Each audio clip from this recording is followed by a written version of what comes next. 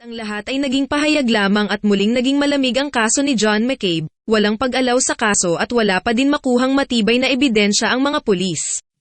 Hanggang sa dumating ang taong 2011 at ang bagong detective na si Linda Coughlin, ay na-assign sa kaso ni John. Naging masigasig at nangako si Linda sa pamilya ni John na huhuliin niya ang mga sangkot sa pagpatay sa kanilang anak.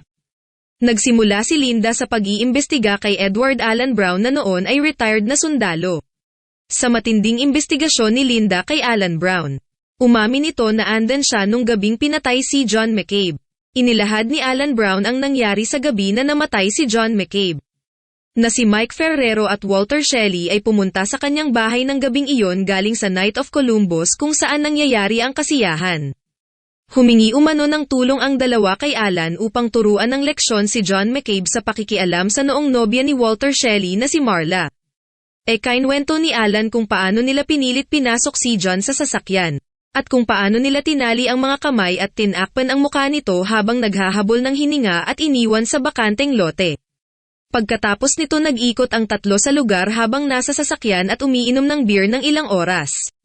At sinubukan nilang balikan si John pagkatapos ng ilang oras. Ngunit natagpuan nila si John na wala ng buhay.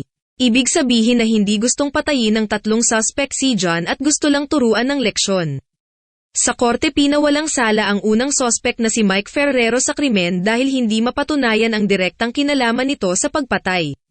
4 na araw ang lumipas pumanaw ang ama ni John McCabe na si Bill McCabe nang dahil sa stress sa pagkawalang sala ni Mike at dala na din ng katandaan nito.